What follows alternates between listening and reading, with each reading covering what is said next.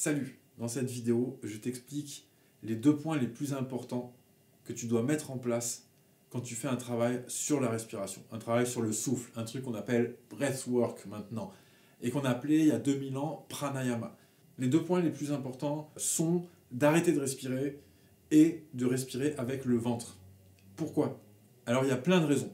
La première, arrêter de respirer, ça permet de faire un nettoyage intérieur, un nettoyage énergétique. J'expliquerai aussi ces mots que je n'aime pas toujours trop entendre, mais j'expliquerai.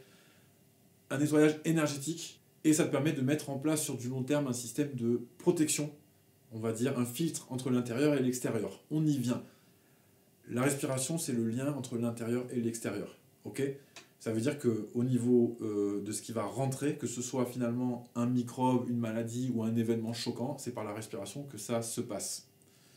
Donc, ça veut dire que si tu vois quelque chose, que ce soit un petit événement stressant ou un truc qui fait peur, et que ça va te choquer et que ça va rester psychologiquement, c'est rentrer au moment de l'inspiration. Si à ce moment-là, tu étais capable de prendre conscience et de bloquer ton souffle, tu prendrais de la distance avec ça. Mais le processus de la respiration est un processus inconscient s'il n'y a pas de travail qui est fait dessus. Donc ça ne peut pas se faire naturellement. Tu verras que ton souffle change selon les événements que tu vois. Tu sais bien que si tu as peur, ou si tu es excité, ou selon ce qui se passe, si tu es stressé, ta manière de respirer change. Donc ce que tu vois, ce que tu vis, impacte ta respiration. A l'inverse, en travaillant sur sa respiration, on peut changer notre rapport à l'extérieur. Donc l'intérêt de ne plus respirer, c'est ça, c'est sur du long terme de mettre cette protection-là. Ça va demander beaucoup de pratique, ça. Mais sur du court terme, c'est de nettoyer en fait tous ces événements-là qui sont rentrés par le souffle et qui s'accumulent à l'intérieur de toi. Et bien ça va te permettre de faire un nettoyage de ça. Et du coup, tu vas te sentir mieux sur le coup. Et sur du long terme, c'est juste génial parce que tu imagines si tu pouvais nettoyer tous les événements qui te polluent à l'intérieur et qui se sont accumulés au fil du temps. Et bien c'est ça. Ça va te demander du travail, mais ça c'est une des raisons. Après, il y a d'autres raisons. Hein. Ça donne une sensation d'ivresse également qui est intéressante et recherchée. Je ferai une vidéo à ce sujet. Ok ?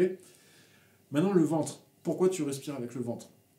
Parce que c'est important dans ce processus-là de replacer le souffle dans le ventre. La poitrine est le siège des émotions. Donc avoir une respiration qui est plus dans la poitrine va plus activer ce côté-là émotionnel, ce côté donc qui peut être sujet au stress. Et le ventre également nous permet de digérer. Il y a quelque chose dans le ventre qui nous permet, qu'on appelle dans le yoga, qu'on appelle le feu. En fait, c'est un symbole, hein, mais on ne dit pas que tu as vraiment du feu dans le ventre. Hein. Donc il y a quelque chose symboliquement qu'on appelle le feu digestif, et c'est important d'en avoir un maximum, parce que cette énergie-là, donc ton ventre, il t'aide à digérer pas seulement les aliments, hein, ça t'aide à digérer ce qui rentre, donc tout ce que tu vis, les événements.